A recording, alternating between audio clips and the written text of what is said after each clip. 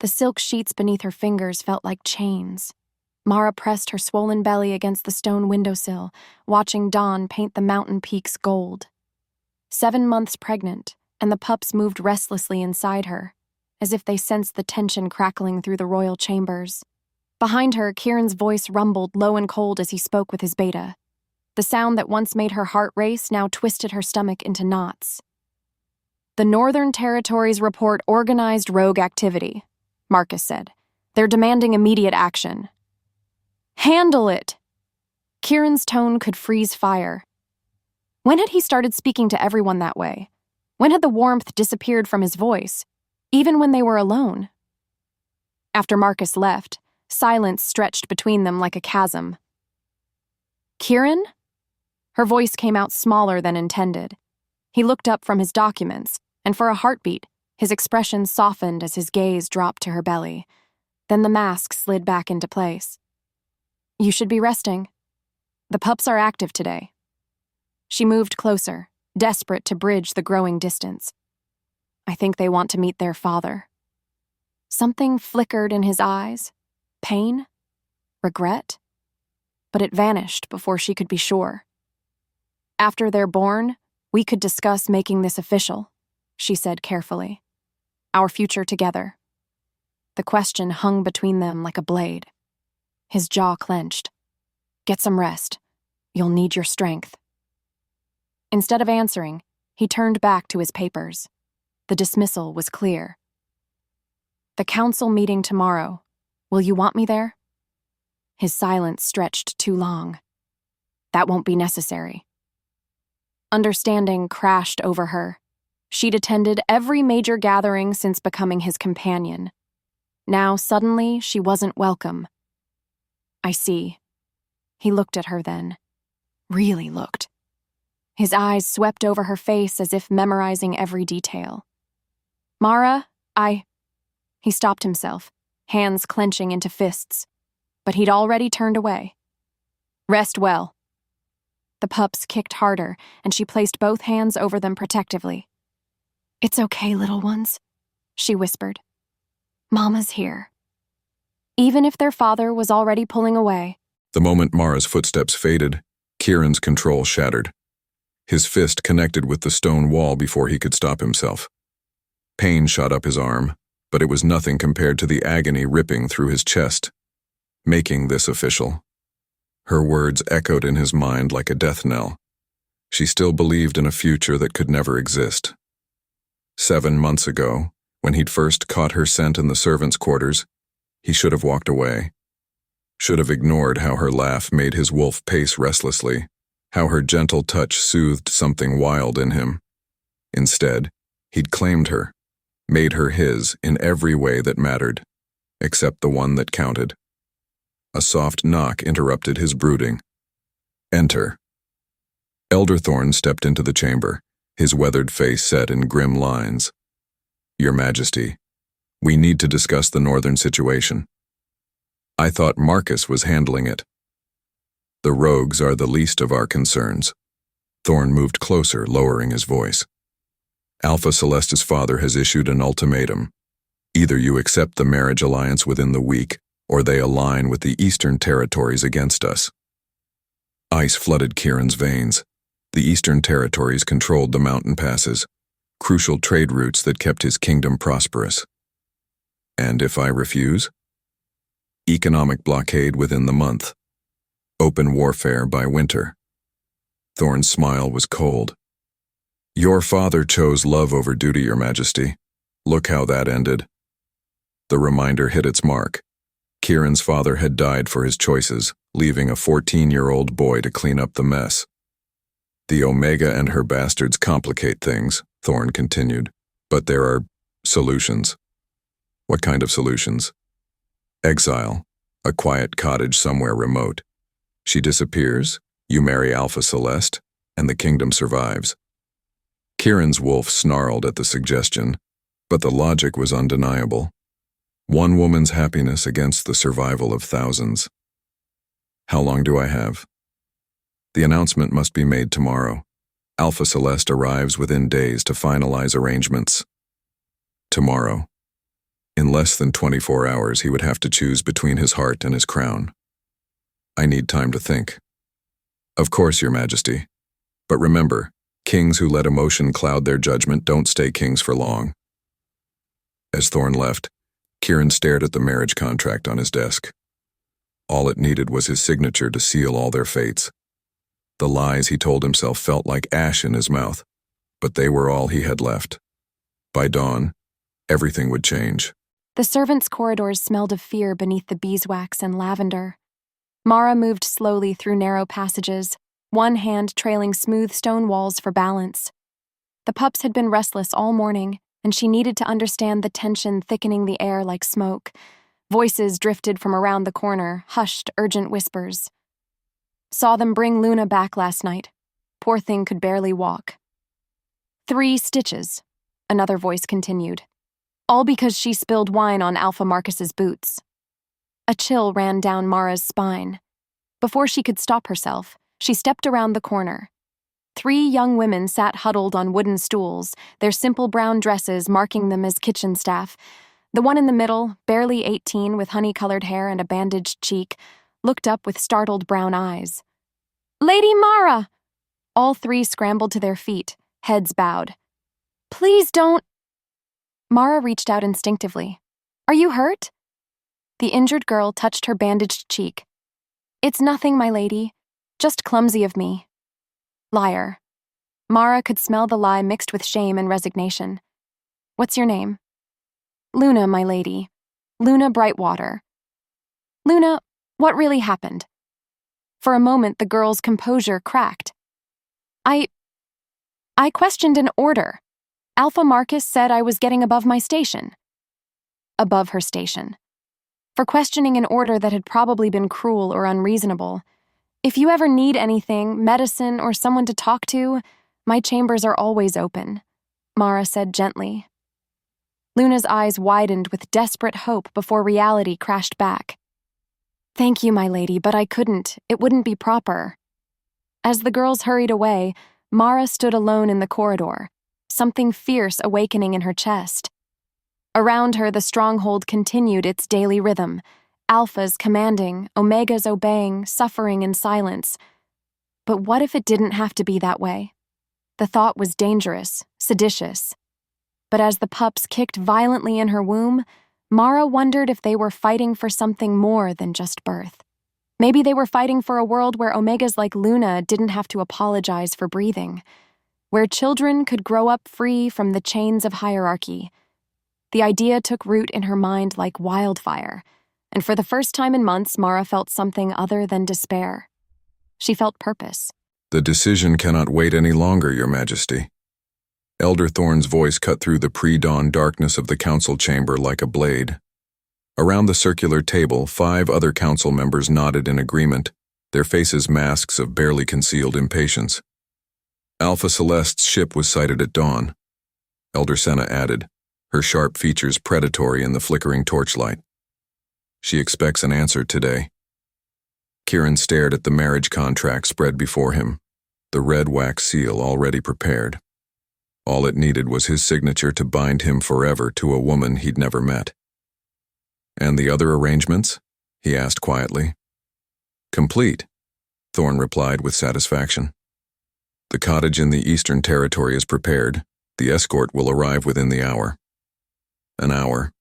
In an hour, guards would come for Mara and drag her away from everything she'd ever known. "The Omega will resist," Marcus said with casual indifference. "They always do when they forget their place. A firm hand will be necessary." The callous dismissal made Kieran's wolf snarl, but he kept his expression neutral. This was the man he'd trusted as his beta, his childhood friend, and he spoke of Mara like she was livestock to be managed. "The kingdom must come first," Senna said, reading his hesitation. "Your father forgot that lesson. Look where it led." The reminder hit its mark. Kieran's father had chosen love over duty and paid with his life, leaving his kingdom in chaos and his son to rebuild from the ashes. History would not repeat itself. "Very well," Kieran said, his voice steady despite the civil war raging in his chest. "I'll make the announcement at the morning assembly." The council members exchanged satisfied glances. They'd won, and they knew it. Excellent, Your Majesty. The kingdom will celebrate your wisdom.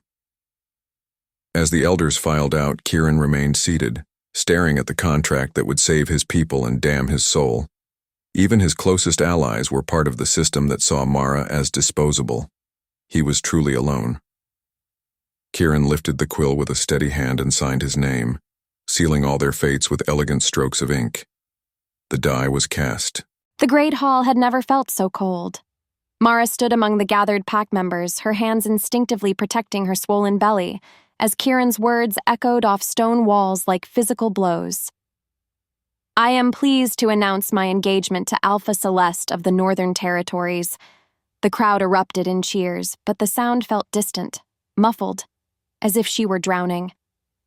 Kieran stood on the raised dais in ceremonial robes, every inch the Alpha King. His storm-gray eyes swept across the assembled wolves with practiced authority, never once meeting hers. The union will strengthen our borders and ensure lasting peace. More cheers. Someone near her whispered excitedly about political advantages. Another voice mentioned the purity of northern bloodlines. Mara's legs trembled. She pressed against the stone pillar, desperate to disappear. The ceremony will take place at the winter solstice. 6 weeks. In 6 weeks, Kieran would bind himself to another woman forever. Elder Thorne stepped forward, his weathered face gleaming with satisfaction. And what of your previous arrangements, Your Majesty? The question hung in the air like poison. Every eye in the hall turned toward the dais, waiting. Kieran's jaw tightened almost imperceptibly. The Omega served her purpose. She will be relocated to more suitable accommodations. Served her purpose. The words hit Mara like claws to the chest. Around her, she heard murmurs of approval, wolves nodding as if this had always been inevitable. Will there be compensation for her service? Thorne's smile was predatory. Generous compensation, Kieran replied, his voice steady as stone. She will want for nothing. Nothing except him. Nothing except the life they'd built. Nothing except the future she'd believed in. The pups kicked violently, as if responding to her anguish. Pain shot through her belly, sharp and overwhelming. She gasped, doubling over as her vision blurred. Through the celebrating crowd, Kieran's eyes finally found hers across the distance. For one heartbeat, his mask slipped. She saw the anguish there, the self-loathing, the desperate love he was trying so hard to bury. Then his expression went cold as winterstone. Mara ran. Behind her, the celebration continued, wolves toasting their king's wisdom and the bright future ahead. No one followed the broken Omega fleeing into the dawn. No one except the guards Kieran had already positioned to ensure she couldn't escape her fate. The taste of betrayal was bitter as blood. Kieran maintained his regal posture as the crowd celebrated around him, accepting congratulations with practiced grace while his soul hemorrhaged. Each smile felt like swallowing glass. He'd seen her, hidden behind the stone pillar like a wounded animal, her face white with shock and pain. The sight of her anguish had nearly shattered his resolve. Instead, he'd forced himself to look through her, to speak the words that branded her as nothing more than a temporary convenience, served her purpose. The lie scorched his throat, but it was necessary. The crueler he appeared now, the easier it would be for her to hate him. And she needed to hate him if she was going to survive what came next. Your Majesty, Elder Senna approached with predatory satisfaction. A wise decision. The Northern Alliance will secure our future. Indeed. The word felt like swallowing razors. Marcus appeared at his elbow, his expression coldly satisfied. The Omega won't cause further problems. My men know how to handle resistance. The casual cruelty in his beta's voice made Kieran's stomach turn. This was the man he'd trusted, who now spoke of handling Mara like a rabid animal. Your Majesty, there's been a development. A guard interrupted breathlessly. Kieran's blood chilled. What kind of development? The Omega. She collapsed in the eastern corridor. The guards found her unconscious. The world tilted. Around him, the celebration continued, but all Kieran could hear was the roar of his own pulse. Is she? The healer is with her now. But sir, she's gone into early labor. The throne room spun. His children were coming, and he'd just publicly declared them bastards. Mara was alone, in pain, believing he'd abandoned her completely. I have to. He started toward the door. Your Majesty. Thorn's voice cut through his panic like a blade. Surely the celebration takes precedence. The Omega is in capable hands. Every eye in the hall was on him now, watching, judging. One wrong move and they'd see through his carefully constructed facade. Of course, Kieran forced himself to say. The kingdom comes first. The words were ash in his mouth, but they satisfied the council. While somewhere in the stronghold, Mara fought for their children's lives alone. The choice had been made. Now came the lifelong task of learning to live with it. Around him, the celebration swirled on, a golden cage of duty and honor that would be his prison forever. Pain and betrayal warred in Mara's chest as the wagon jolted over rough mountain roads. She clutched her newborn twins closer, their tiny bodies warm against her still tender belly. Lyra whimpered softly, while Damon slept with the peaceful trust only babies possessed. They had no idea their world had just crumbled. Almost there, my lady, the driver called back, his voice carefully neutral. He was one of Marcus's men. She could smell the casual cruelty on him like cheap cologne. Through the wagon's canvas covering, Mara caught glimpses of dense forest and snow-capped peaks, the Eastern Territories, remote, isolated, forgotten. The perfect place to hide an inconvenient reminder of the Alpha King's weakness. The cottage they'd prepared sat in a small clearing, modest but sturdy. Smoke already rose from the chimney. Someone had been sent ahead to make it livable. How thoughtful of them to ensure her exile was comfortable. Supplies will be delivered monthly, the driver said as he unloaded her meager belongings. His Majesty's orders. Monthly. Like she was livestock to be fed and watered. And if I need more? She asked, testing the boundaries of her cage. The man's smile was cold. That won't be necessary, my lady. His Majesty has been generous. As the wagon disappeared down the mountain path, Mara stood alone with her children in the wilderness. The cottage was well appointed, furniture, linens, a fully stocked pantry. Everything except freedom. But as she settled the twins in their prepared cribs, something fierce awakened in her chest. Kieran thought he could discard her like yesterday's newspaper, hide her away and forget she existed. He was about to learn that some wolves didn't stay caged. Just you wait, little ones, she whispered to her sleeping children. Mama's going to build us something better than what we lost. The idea was just a spark, but it would grow into wildfire. 3 days later, Luna Brightwater appeared at her door, bloody, broken, and desperate for sanctuary. I heard you were here, Luna whispered through split lips. I didn't know where else to go. Mara didn't hesitate. She pulled the girl inside, cleaned her wounds, and made room by the fire. What happened? Alpha Marcus found out I'd been teaching the younger Omegas to read, said I was spreading dangerous ideas. Luna's hand went to her bandaged ribs. He made sure I wouldn't forget my place. As Mara tended Luna's injuries, the spark in her chest blazed brighter. One refugee, but not the last. Word would spread. Others would come. And she would be ready. The wedding preparations felt like planning his own funeral. Kieran stood in the great hall, watching servants hang banners in preparation for Alpha Celeste's formal arrival. In 3 weeks, these same halls would echo with celebration as he bound himself forever to a woman who saw their union as nothing more than a business transaction. Your Majesty seems distracted, Elder Thorn observed, materializing at his elbow like a bad omen, merely ensuring everything is perfect for our guest. Of course. Thorn's smile was predatory. Though I trust there will be no Complications from the Eastern Territories? The casual reference to Mara made Kieran's wolf snarl. What complications could there be? Oh, none at all. The Omega has been remarkably quiet. No trouble whatsoever. Too quiet.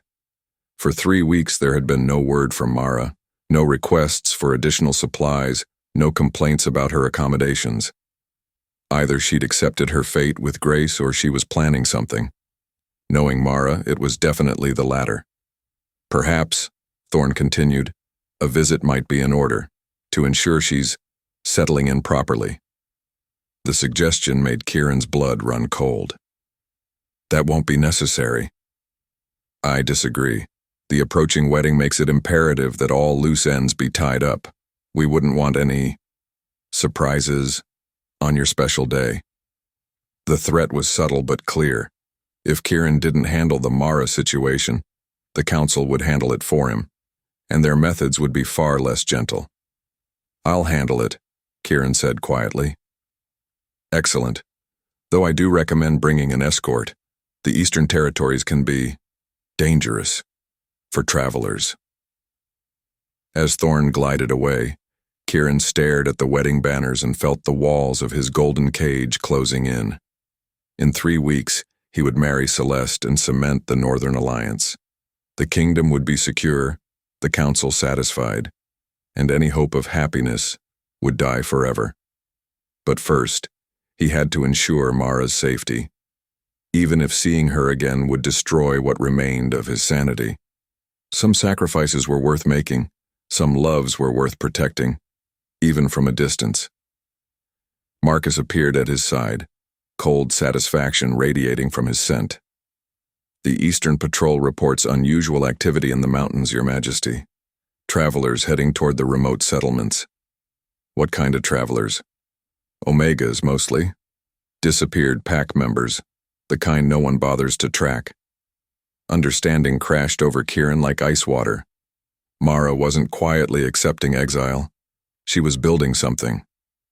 Double the patrols, he ordered, but they're to observe only. No interference without my direct command. Marcus's smile faltered. Sir, if there's illegal activity, I said observe only. Kieran's voice carried enough alpha authority to make his beta step back. Is that understood? Yes, Your Majesty. As Marcus retreated, Kieran felt a mix of pride and terror. His brave, stubborn Omega was doing exactly what he'd expected, refusing to stay down, which meant she was walking straight into danger, and there wasn't a damn thing he could do to stop her without making everything worse. 6 months later, her cottage had become the heart of something revolutionary. Mara stood in the main room, now expanded with additional lean-tos and sleeping areas, watching Luna teach a group of young Omegas their letters. In the corner, Vera, the beta who'd lost her hand to Elder Thorne's discipline, showed teenage wolves how to defend themselves. 23 adults, 16 children, all refugees from the pack system's cruelty. Mama up! Lyra demanded from her spot on the floor, reaching tiny arms toward Mara. At 6 months old, she was already showing signs of alpha determination and her father's stubborn streak. Damon sat quietly nearby, watching the reading lesson with solemn gray eyes. Even as a baby, he possessed an old soul's wisdom that sometimes unnerved Mara. They're getting stronger, Luna observed, joining Mara by the window. The girl's scars had faded, but her spirit had grown fierce. The new arrivals yesterday, twins from the Western Territories. Their alpha was selling them to settle gambling debts. Mara's jaw tightened. Every refugee brought similar stories. Omegas treated as property, betas punished for showing initiative, children abandoned for minor defects. How are our food stores? Luna's expression darkened. Low. The last supply delivery was smaller than usual, and winter's coming early this year. They'd been surviving on Kieran's monthly deliveries and what they could hunt or forage, but 23 adults and 16 children consumed resources faster than one guilty conscience could provide. We need to become self-sufficient, Mara said quietly. No more depending on his charity. The hunting parties are improving, and Vera's identified several edible plant species, but it won't be enough for winter. Through the window, Mara watched children play in the clearing, her twins among them crawling and babbling with the easy acceptance of the very young. They knew nothing of hierarchy or rejection. To them, Luna was Aunt Luna, Vera was Aunt Vera, and every adult in the community shared responsibility for their care. It was everything she'd dreamed of building, and it was about to crumble because she couldn't swallow her pride. "Mama?" Lyra had crawled over, pulling herself up on Mara's legs. "Hungry." The simple word broke something inside her. She'd built a sanctuary for the rejected and forgotten, but she couldn't even feed the children properly. That night, after the others had gone to sleep, Mara sat by candlelight with quill and parchment. The letter took hours to write, not because the words were complicated, but because each one felt like swallowing glass. "I can't feed your pups alone." 5 words, the death of her pride and the beginning of something she couldn't yet name. As she sealed the letter with trembling hands, Mara wondered if the man who'd rejected her still existed beneath the crown. Tomorrow, she would find out. The letter arrived during his final wedding dress rehearsal. Kieran stood at the altar listening to the ceremonial words that would bind him to Alpha Celeste forever, when Marcus approached with the familiar parchment. His enhanced senses caught Mara's scent on the paper, wild honey and mountain herbs tinged with desperation. "Your Majesty," Marcus murmured discreetly, "this requires immediate attention." "Continue without me," Kieran told the gathered officials. "I'll return shortly." He retreated to a private chamber, his hands shaking as he broke the seal. 5 words. That's all it took to shatter 6 months of careful emotional control. "I can't feed your pups alone." The implication hit him like a physical blow. His children were hungry. Mara, proud, fierce Mara, had been forced to beg, which meant the monthly supplies weren't enough, had never been enough. "Trouble?" Alpha Celeste's voice was silk over steel as she appeared in the doorway. 6 months of political maneuvering had taught him to read her moods, and right now, she was hunting. "Nothing that concerns our union," he replied carefully, folding the letter. "Everything concerning my future husband concerns me." She moved closer, ice-blue eyes fixed on the parchment, especially when it involves his charitable works. The casual dismissal of his children as charity made his wolf bare its teeth, but Kieran maintained his composure. "The matter will be handled appropriately." "I'm sure it will." Celeste's smile was razor-sharp. "Though I do hope it won't interfere with our wedding. The Northern Territories have invested considerable resources in this alliance." The threat was clear: cross me, and face economic warfare. "Of course not," Kieran said smoothly. "Shall we continue the rehearsal?" But even as he returned to practicing vows he didn't mean, his mind was fixed on the letter in his pocket, on the image of his children going hungry because of choices he'd made. For 6 months he'd told himself that distance was protection, that his absence was a gift. Now he realized he'd just been a coward. As the rehearsal continued around him, Kieran made a decision that would change everything. He was going to see his children. Tonight.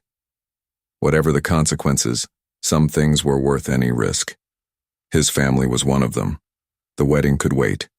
His heart couldn't. She smelled him before she heard the hoofbeats. Mara's enhanced senses picked up the familiar scent on the wind, cedar and mountain storms, power barely leashed beneath civilized control. Her wolf stirred restlessly, torn between longing and rage. He'd come. Around her, the settlement buzzed with nervous energy as the inhabitants caught the approaching Alpha's scent. Adults positioned themselves defensively, while children were quickly ushered into shelters. "Mara," Luna whispered urgently, appearing at her side. "Should we hide the twins?" Mara looked toward the shelter where Lyra and Damon slept, 6 months old and blissfully unaware their father approached. After half a year of absence, what right did he have to see them now? "No," she said quietly. Let him come. The black stallion that emerged from the tree line was magnificent, its rider even more so. Kieran sat his mount like he'd been born to it, every inch the Alpha King despite the simple traveling clothes he wore. His storm-gray eyes swept over the settlement, taking in the expanded shelters and defensive positions. When his gaze found hers, the world stopped. 6 months of separation vanished in an instant.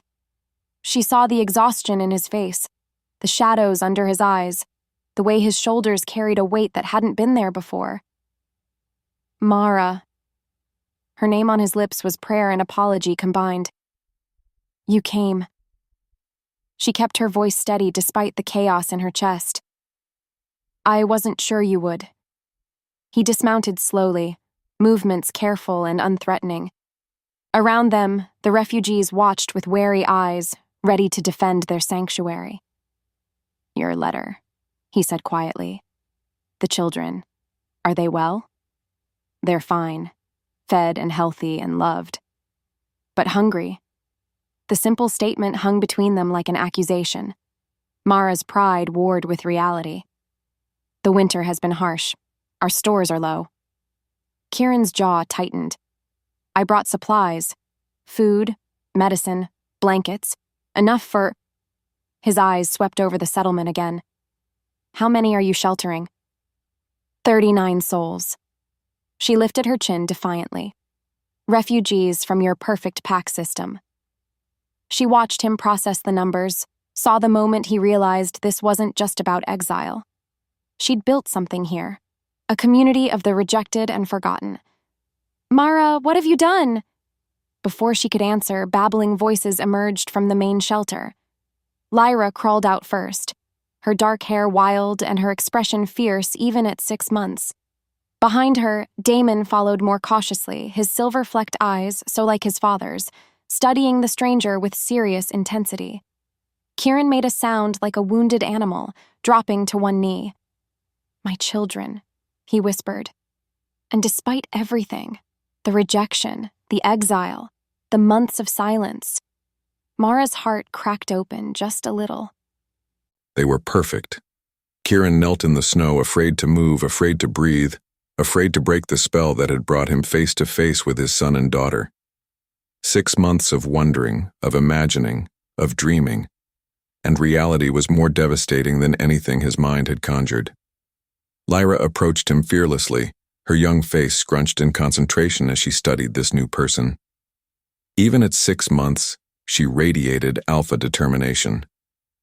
Duh, she said experimentally, the syllable clear and sweet.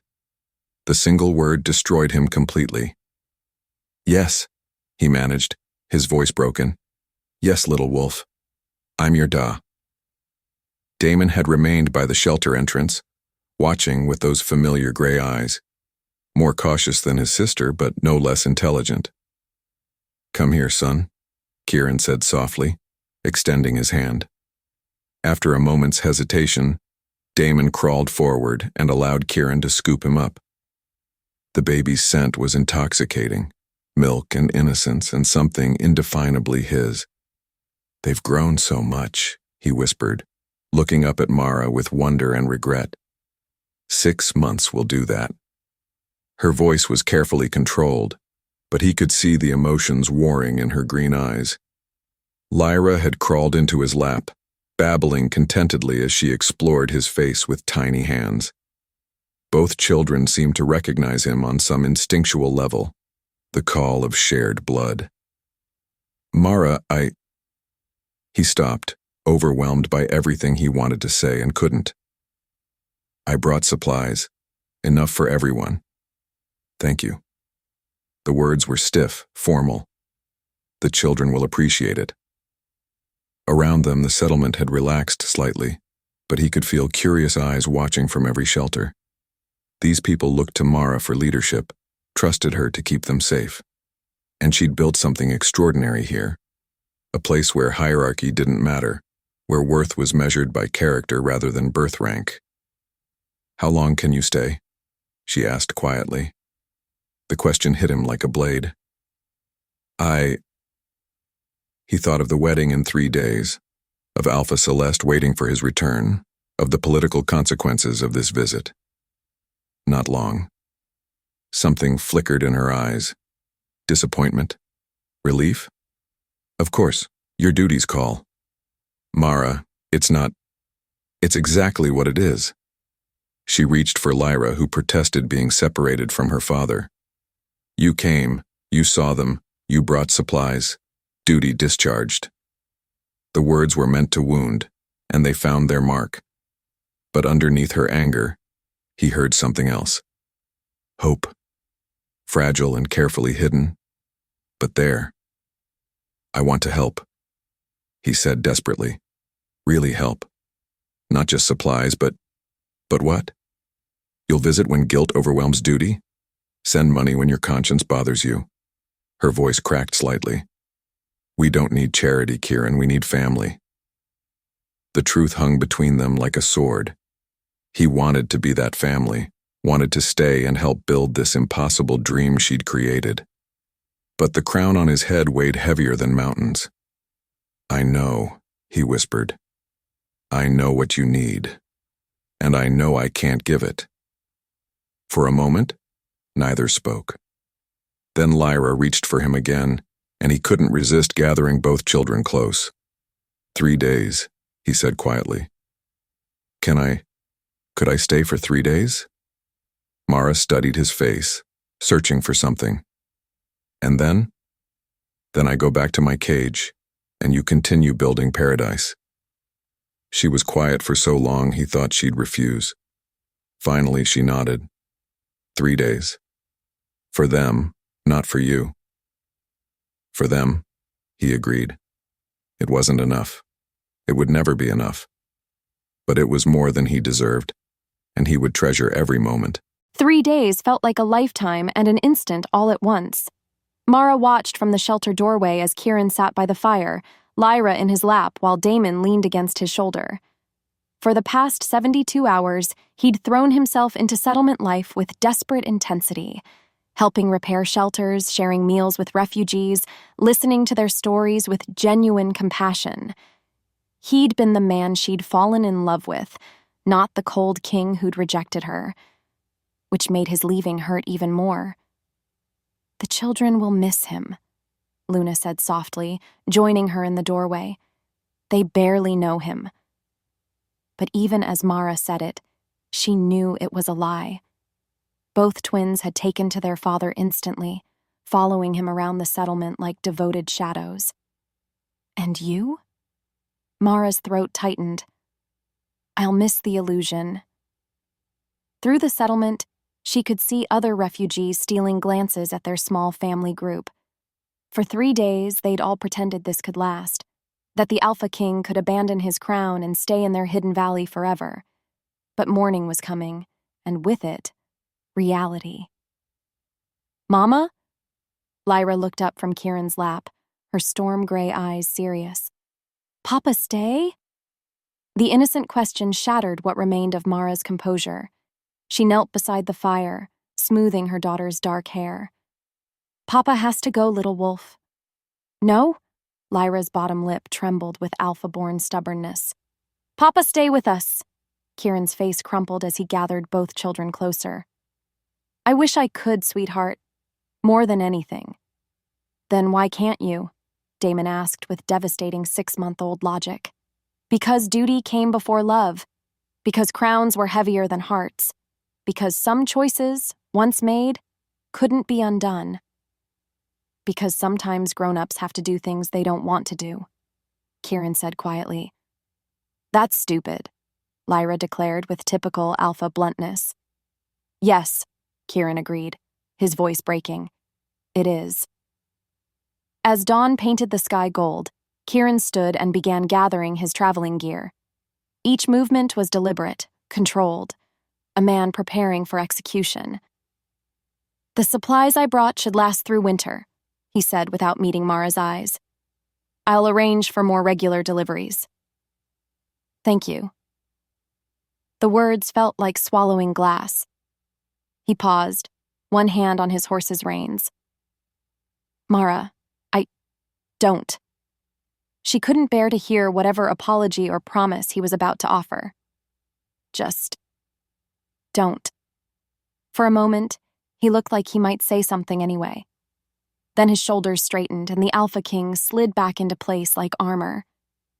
Take care of them. I always have. He mounted and rode away without looking back. The children cried, the settlement fell silent, and Mara felt something inside her chest turn to stone. 3 days of heaven followed by a lifetime of hell. She'd been a fool to hope for anything different. The wedding preparations felt like attending his own funeral. Kieran stood in his chambers, allowing his valet to adjust the ceremonial robes that would bind him to Alpha Celeste in less than 6 hours. The rich blue fabric felt like chains, the silver embroidery like shackles. "Your Majesty seems subdued," Elder Thorne observed from his position by the window. "Pre-wedding nerves, perhaps?" "Perhaps." Kieran's voice was carefully neutral, but inside, his wolf howled with grief. 3 days. He'd had 3 perfect days with his children, watching them grow and learn and laugh. Lyra's fierce determination reminded him of Mara, while Damon's quiet wisdom echoed something deeper, a peace Kieran had never known. And now he was supposed to forget they existed. "The Eastern Territories remain quiet, I trust?" Thorne's question was deceptively casual. Perfectly quiet. Kieran met the elder's eyes in the mirror. "No trouble at all." "Excellent. It would be, unfortunate if anything disrupted today's festivities." The threat was subtle, but clear. Behave, or face the consequences. A knock interrupted the tension. Marcus entered, his expression coldly satisfied. "Your Majesty, Alpha Celeste has arrived. She requests a private audience before the ceremony." Of course she did. His bride-to-be wanted to establish dominance before they exchanged vows. "Send her in." Celeste swept into the chamber like a winter storm, her ice-blue gown perfectly coordinated with her cold eyes. Beautiful, intelligent, and utterly without warmth. "Kieran." She dismissed the valet and elders with a gesture. "We need to discuss the future. Our future seems well planned already." "Indeed, though I understand there have been distractions in recent days." His blood chilled. "I'm not sure what you mean." "Your little excursion to the Eastern Territories. Really, darling, did you think such things could be kept secret?" The casual endearment felt like poison. "I had business to attend to. With your bastard children and their Omega mother." Celeste's smile was razor-sharp. How deliciously sentimental. Kieran's wolf surged to the surface, demanding violence. "Watch your tongue. Or what? You'll cancel our wedding? Start a war with the Northern Territories over hurt feelings?" She laughed, the sound like breaking glass. "I think not." She moved closer, her scent artificial and cloying. "After today, we'll be mates, equal partners in ruling this kingdom, which means your, sentimental attachments will become my concern as well." "Meaning?" "Meaning they'll be dealt with appropriately." Her eyes glittered with malice. "Can't have loose ends cluttering up our perfect alliance, can we?" The threat was crystal clear. Marry her, and Mara and the children would suffer. Refuse, and they'd suffer anyway when the Northern Territories declared war. "I understand each other perfectly," Kieran said quietly. "I thought you might." Celeste straightened his ceremonial collar with possessive fingers. "Don't look so glum, darling. After all, you're getting exactly what you wanted. Political stability at the cost of personal happiness. Just like your dear departed father." As she glided from the chamber, Kieran stared at his reflection in the mirror. In 6 hours, he would speak vows that would condemn the people he loved most to a lifetime of danger. But if he refused, he'd be condemning them to immediate death. Some choices weren't really choices at all. They were just different forms of hell.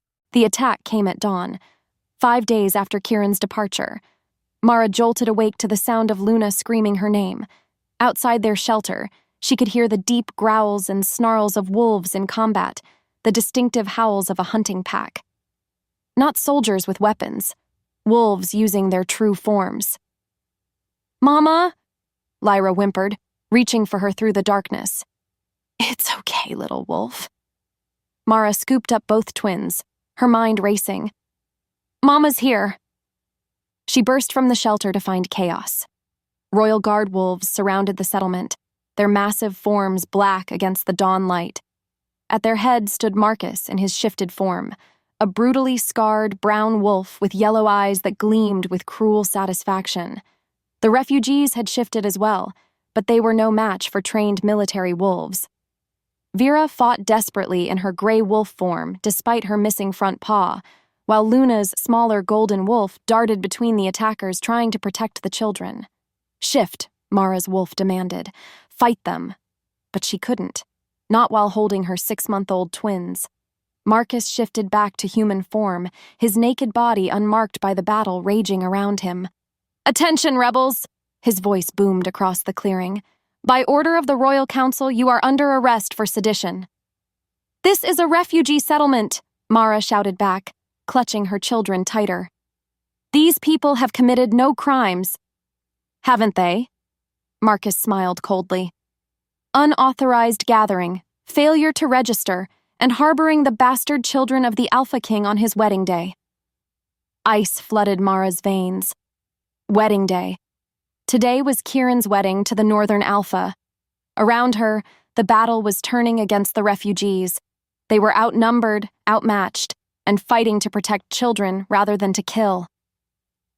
"Surrender now," Marcus continued, "and some of you might live to see tomorrow." Mara looked at her people, her family, fighting desperately against impossible odds. Luna's wolf limped now, blood staining her golden fur. An elderly refugee named Henrik lay motionless in the snow. They were going to lose. And it was her fault. "I'll come with you," she called out. "Let the others go." "I'm afraid that's not how this works." Marcus gestured to his wolves. "No witnesses, no survivors, no problems." The casual sentence of death hit her like a physical blow.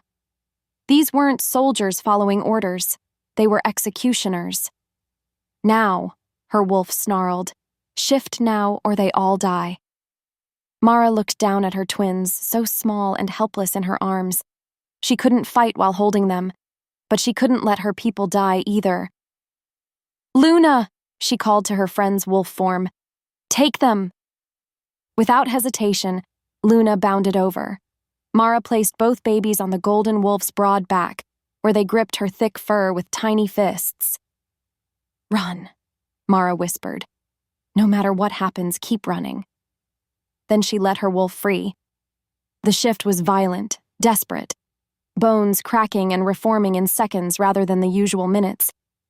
Pain blazed through her as her body changed, but underneath it was pure, wild fury. Her wolf was magnificent, larger than most females, with coal-black fur and green eyes that blazed with maternal rage. She hit the nearest guard wolf like a thunderbolt, her jaws closing around his throat before he could react. Around her, the remaining refugees rallied, inspired by their leader's fierce example. But even as they fought with renewed vigor, Mara knew it was hopeless. There were too many enemies, and she was already bleeding from multiple wounds. At least Luna had escaped with the twins. At least her children would survive. It would have to be enough. The ceremony was a nightmare dressed in silk and flowers. Kieran stood at the altar reciting vows he didn't mean to a woman he didn't love, while his heart hemorrhaged in his chest. Around him, the great hall blazed with celebration, nobles in their finest clothes, musicians playing wedding marches, servants distributing wine and delicacies. "Do you, Kieran Shadowmane, take Celeste Winterborn as your mate and Luna?" the officiant intoned. The words stuck in his throat like broken glass. Behind Celeste's cold smile, he saw Mara's gentle warmth. Instead of wedding music, he heard his children's laughter. The hall fell silent, waiting. "I do." The lie tasted like ash. Then by the ancient laws of pack and blood, I pronounce you mated for life." Applause erupted as Celeste leaned in for the ceremonial kiss. Her lips were cold against his, claiming ownership rather than expressing love. "There," she whispered against his mouth. "That wasn't so difficult, was it?" Before he could respond, commotion erupted at the hall's entrance. Marcus burst through the crowd, still bloody from recent battle, his face triumphant. "Your Majesty," he called out, dropping to one knee. "Mission accomplished." Kieran's blood turned to ice. "What mission?" "The rebel settlement has been eliminated, sir. Military action was swift and decisive." The world tilted on its axis. "What about survivors?" The Omega resisted arrest. She shifted and fought like a wild thing, had to be put down for everyone's safety. Marcus's smile was predatory. "No survivors from the leadership. A few refugees scattered into the woods, but they won't last long in winter." She shifted and fought like a wild thing. The image of Mara in her wolf form, desperate and magnificent, blazed through his mind. "And the children?" he managed. "Escaped during the chaos. But they're just babies. They won't survive long without their mother." The hall began to spin. Mara was dead. His children were alone in the wilderness, probably already dying of cold and hunger, because he'd been standing here in silk robes marrying a monster. "Wonderful news." Elder Thorne stepped forward, beaming. "A wedding gift. One less problem to worry about."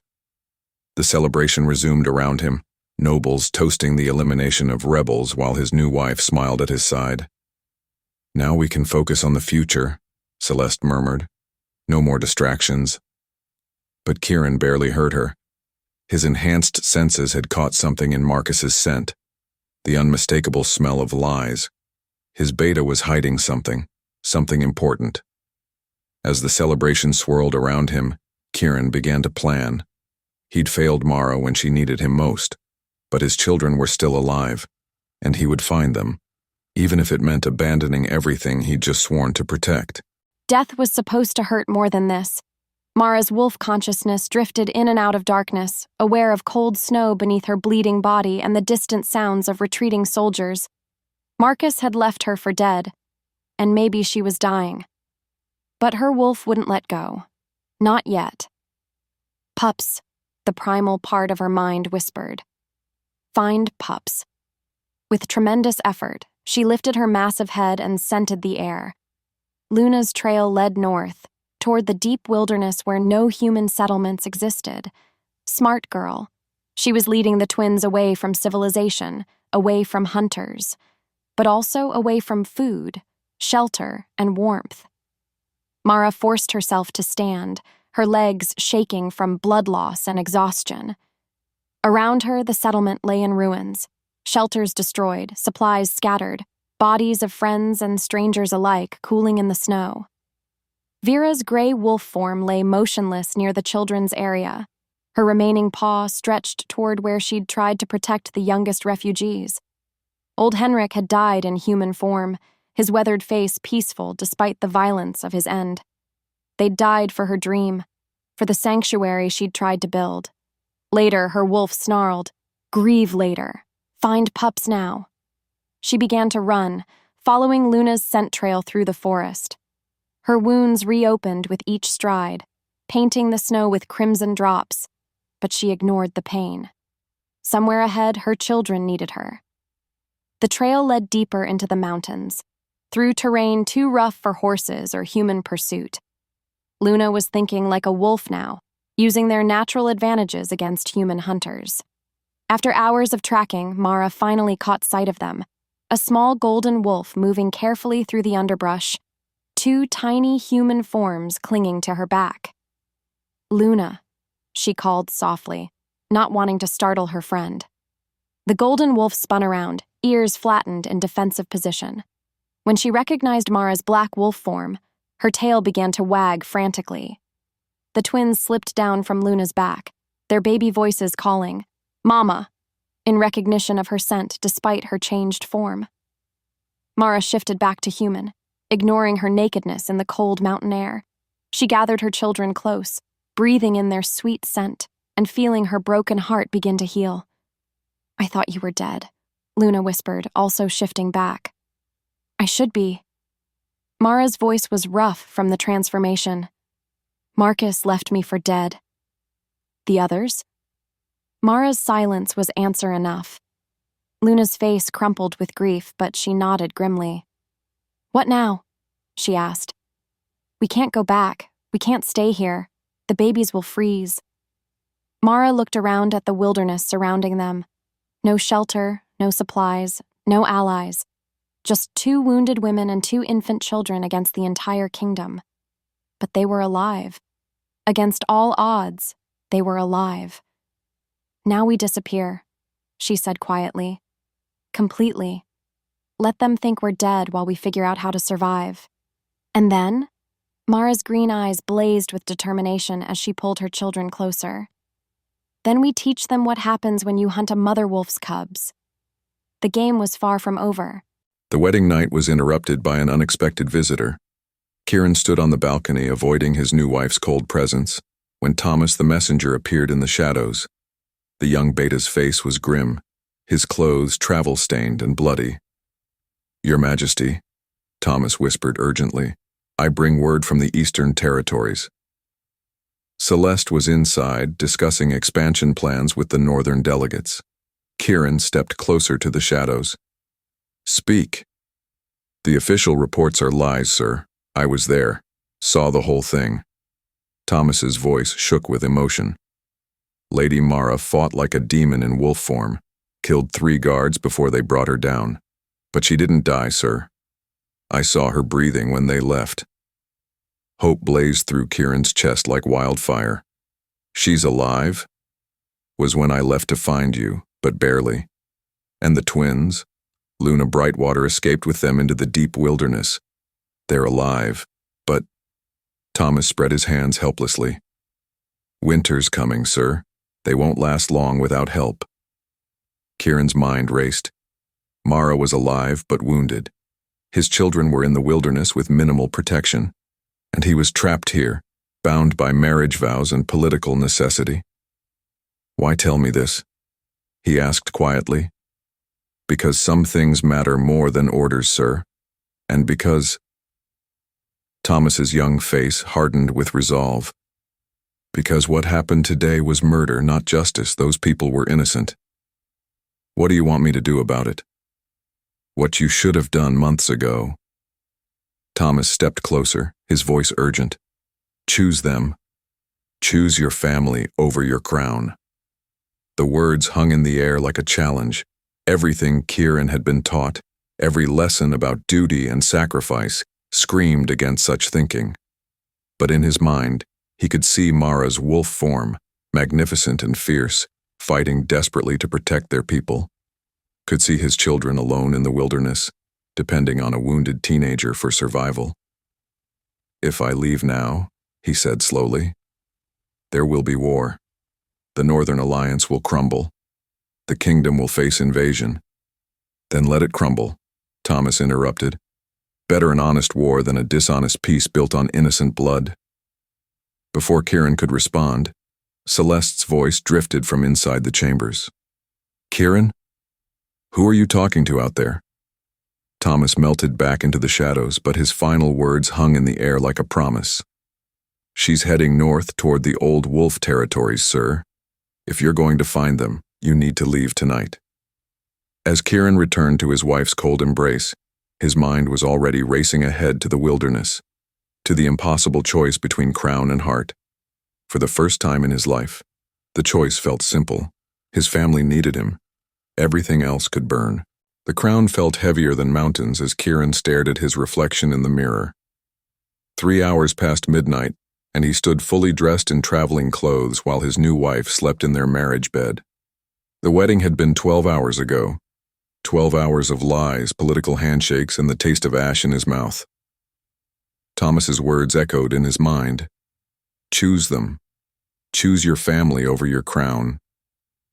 On his desk lay a hastily written letter explaining his departure.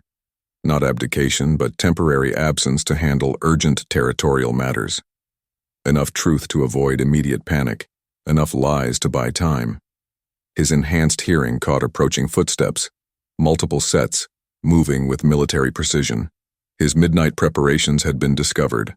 The door opened without a knock. Elder Thorne entered, flanked by 4 royal guards, their expressions grim in the candlelight. "Your Majesty." Thorne's voice was deadly quiet. "Going somewhere?" Kieran's hand moved instinctively toward his sword, then stopped. These men had served him faithfully for years. "I might ask you the same question. It's rather late for a social call." "Indeed." Thorne stepped closer, his weathered eyes taking in Kieran's travel attire. "Though not too late to prevent a tragedy." "What tragedy would that be?" "The one where our beloved king abandons his duties to chase after dead rebels in the wilderness." Thorne's smile was cold as winter frost. The threat was clear: leave, and face the consequences. "My family is dead." Thorne's voice cut like a blade. Marcus's report was quite thorough. The Omega died fighting. The bastards froze in the wilderness. Bastards. The casual dismissal of his children made Kieran's wolf snarl with rage. "You seem remarkably well informed about events in the Eastern Territories." "I make it my business to be informed about threats to the crown." Thorne gestured to the guards. "Just as I make it my business to protect kings from their own emotional impulses." The guards stepped forward, hands resting on sword hilts, not drawn but ready. "This is treason," Kieran said quietly. "This is loyalty." Thorne's expression never wavered. "Your father made similar choices, Your Majesty. Look how that ended." But his father hadn't known what Kieran knew now. That duty without heart was just another form of death. "Stand aside," Kieran commanded, letting Alpha authority ring in his voice. For a moment the guards wavered. Then Celeste appeared in the doorway like an avenging angel. "Going somewhere, husband?" Survival was a cruel teacher, but an effective one. Mara crouched in the cave mouth, watching snow fall while Luna tended their small fire. 3 days in the wilderness had taught them harsh lessons about the difference between existing and living. "How are the supplies?" she asked quietly. 2 days of dried meat left, maybe 3 if we're careful. Luna's voice was steady, but Mara could smell the fear underneath. Lyra and Damon huddled together in their nest of pine boughs, 6-month-old bodies struggling to maintain warmth despite the extra clothes they'd layered from abandoned settlement supplies. "Mama cold," Lyra whimpered, reaching tiny arms toward the fire. Mara's heart clenched. Her children were suffering because of her choices, her failures. "I know, little wolf. Mama's trying to fix it." But how? They were deep in unmapped territory, miles from the nearest settlement, with winter closing in like a predator. "We could try hunting," Luna suggested. "I'm not the best tracker, but..." "No, too dangerous to separate, and we can't leave the twins alone." Through the cave entrance, she watched the snow continue to fall. Each flake was another barrier between them and survival. "There's something else," Luna said quietly. "I've been scenting the wind. There are other wolves in these mountains." Ice flooded Mara's veins. "Pack wolves? I don't think so. The scents are wild, unbound." "Rogues. Wolves who'd abandoned pack life entirely, living as their ancestors had, free, feral, and dangerous." "How many?" "Hard to tell. But they're definitely aware of us." As if summoned by their conversation, a howl echoed through the mountain peaks, long, mournful, and definitely not human in origin. The twins began to cry, their infant instincts recognizing the sound of potential predators. "What do we do?" Luna whispered. Mara gathered her children closer, feeling their small bodies shiver against her chest. Around them, the cave felt more like a trap than a shelter. But as another howl answered the first, closer this time, she realized they might not have a choice about what came next. In the wilderness, you either adapted or died, and she refused to let her children die. "We wait." she said quietly. And we see if they're friends or enemies. Outside, the howling grew closer. The confrontation ended with steel and sorcery. "You will return to our bed," Celeste commanded, ice-blue eyes blazing. "You will forget this foolishness, and you will begin acting like the king you're supposed to be. And if I refuse, then you'll discover how quickly political alliances become military ones." Her smile was sharp as broken glass. Thorn stepped forward. "Perhaps your majesty would benefit from a period of reflection until these emotional disturbances pass. House arrest." They planned to imprison him until grief broke his spirit. "The guards will escort you back to your chambers," Celeste continued. "For your own protection, of course." The 4 guards moved closer, hands openly resting on sword hilts. Good men following terrible orders. Kieran looked at each face, Thorn's predatory triumph, Celeste's icy control. They'd planned this perfectly. Except one thing. "You're right," he said quietly. "Grief does make men do foolish things." Before anyone could react, Kieran let his wolf surge to the surface, not a full shift, but enough to flood his body with inhuman strength and speed. He lunged toward the window, his enhanced muscles carrying him across the room in a single bound. Behind him, Celeste screamed orders while guards scrambled for weapons. But as his hands touched the window frame, pain exploded through his skull. Elder Thorn's walking stick, carved from ancient rowan wood and inscribed with binding runes, struck him with supernatural force. The blow sent him crashing to the floor, his partial transformation reversing as the magical wood disrupted his wolf form. Around him, the world spun in nauseating circles. "Did you think we were unprepared?" Thorn's voice seemed to come from very far away. "Your father tried the same escape, boy. Rowan and cold iron, the old ways to bind a wolf."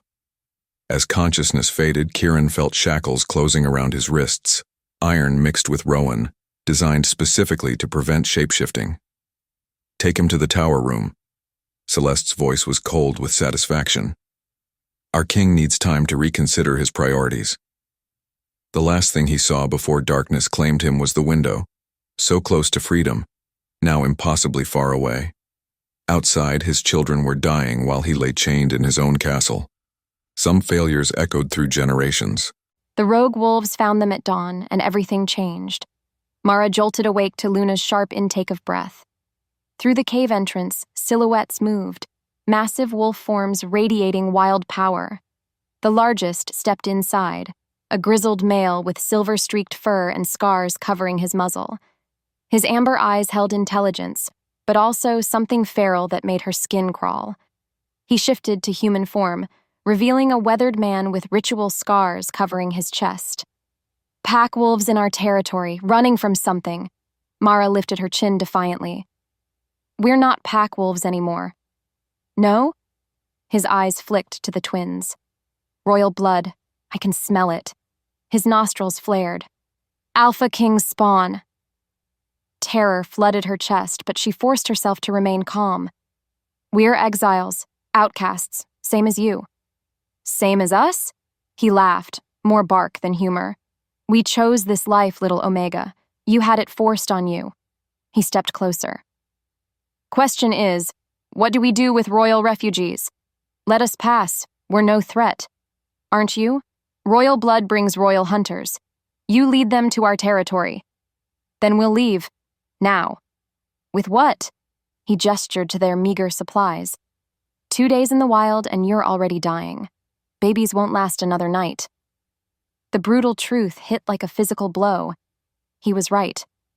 "What do you want?" she asked desperately. His scarred face split in a predatory grin. "Information, everything about the royal stronghold, every weakness, every secret, every way to make them bleed." Understanding crashed over her. They wanted intelligence for an attack, information that could destroy Kieran's kingdom. "I'm listening," she said quietly. But even as she spoke, Mara began planning. Because some prices were too high to pay, even for survival. Freedom came through pain, fury, and the strength of a father's love. Kieran woke in the tower cell as dawn light filtered through the barred window.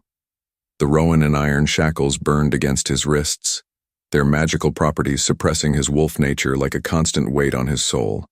But suppressed didn't mean destroyed.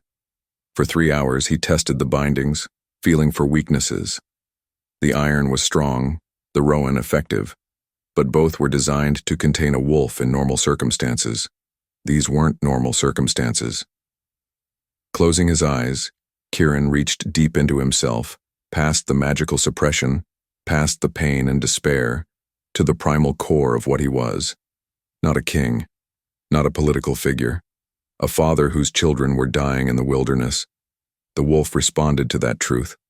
Power flooded through him, not the controlled strength of a royal alpha, but something wilder, more desperate.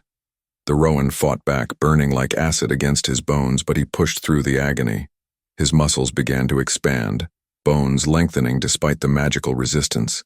The transformation was violent, incomplete, his body caught between human and wolf, fighting the supernatural constraints with raw determination.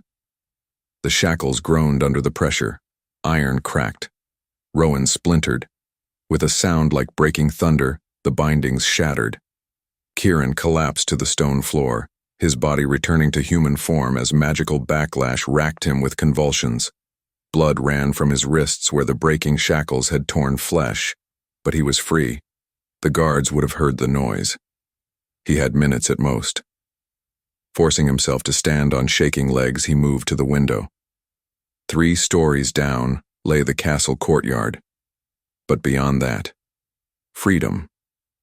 His wolf form was too damaged from breaking the bindings to safely make the leap, but his human form, enhanced by desperation and adrenaline, might survive the fall. Behind him, footsteps thundered up the tower stairs. Kieran didn't hesitate. He leaped. The impact with the courtyard stones drove the breath from his lungs and sent fire through his left leg, but nothing broke. Rolling to absorb the shock, he came up running despite the pain. Shouts erupted behind him as guards discovered the empty cell. Alarm bells began to ring across the castle. But ahead lay the forest, and somewhere beyond that, his family. The Alpha King was finally free. The choice tore at her soul, but her children's lives hung in the balance. Guard rotations change every 4 hours, Mara said quietly, hating each word as it left her mouth. Doubled during council meetings. The rogue leader, who called himself Fenrir, nodded with savage satisfaction. Around the cave, his pack listened intently as she betrayed every security detail she knew. Weak points in the outer wall? The eastern gate. It's older, built before the new fortification standards. Lyra and Damon huddled closer to her, sensing her distress even at their young age. Their innocent presence made each revelation feel like poison. And the king's personal quarters? 3rd floor, northeast tower? She swallowed hard. But why do you need... Because when we attack, I want him to see death coming. Fenrir's scarred face twisted with ancient hatred. The pack system dies with its head. The casual promise of murder made her stomach turn. Around the cave, other rogues were already sharpening weapons, their eyes gleaming with anticipation. When? She asked, dreading the answer. Soon. Your information confirms what our spies reported. The kingdom is vulnerable, new marriage, political chaos, guards scattered hunting for you. His smile was predatory. Perfect time to strike. And after? What happens to us? That depends on your continued usefulness. He leaned closer, amber eyes glittering with menace. Prove your loyalty completely, and you'll have a place in our new order. Disappoint us. He didn't need to finish the threat. The twins' lives hung on her compliance. But as Mara looked around at the scarred faces and casual brutality, she realized she'd made a terrible mistake. These weren't freedom fighters.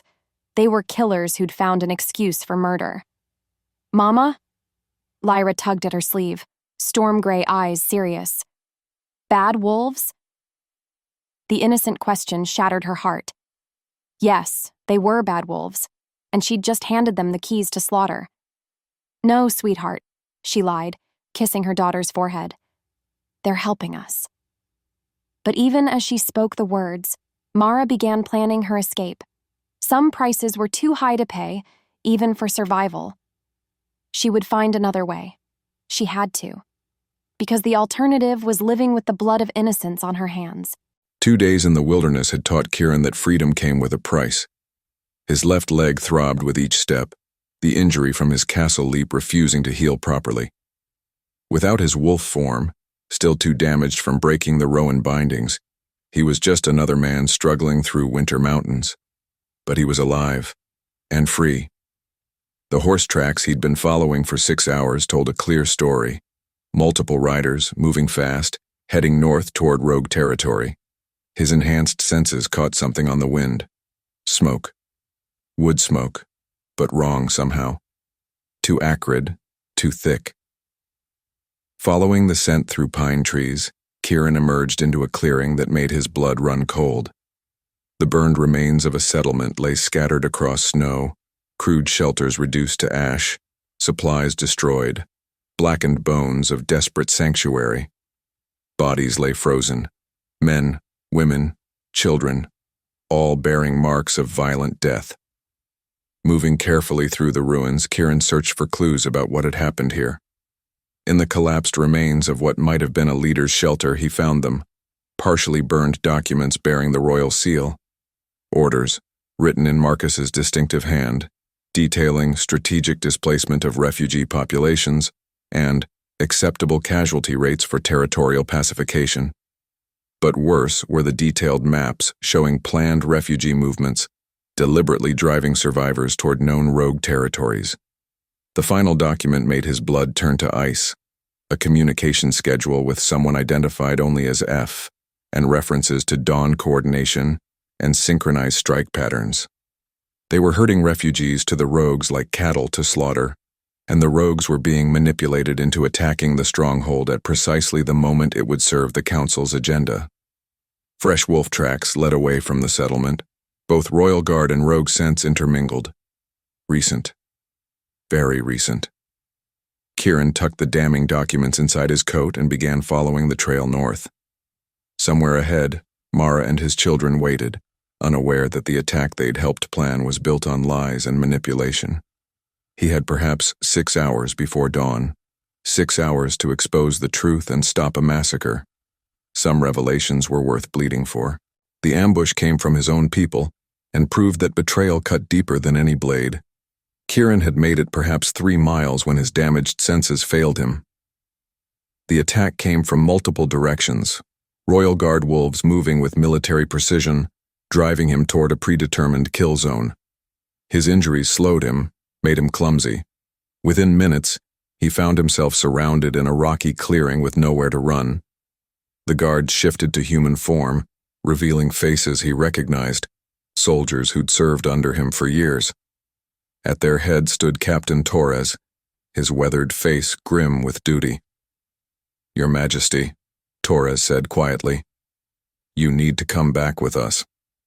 "I know about the refugee settlements, Torres, about the manipulation." Kieran pulled out the burned documents. "This has to stop." "Orders are orders, sir. Elder Thorn wants you returned alive." Torres's hand moved to his sword hilt. "Please don't make this harder than it has to be." "Look at these orders," Kieran said desperately, holding up Marcus's documents. "Read them yourself. You have children, Torres. Is this what you want them growing up in?" For a moment, Torres hesitated, but duty won over conscience. "Take him," he commanded. The guards moved forward as one. Kieran reached desperately for his wolf form, feeling the Rowan damage burn through his bones like acid. But fury at the betrayal, at the innocent blood spilled for political gain, pushed him through the magical barriers.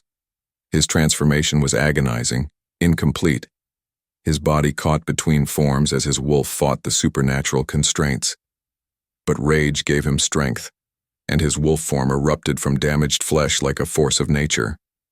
Black fur streaked with silver, storm-gray eyes blazing with primal fury, he was magnificent and terrible.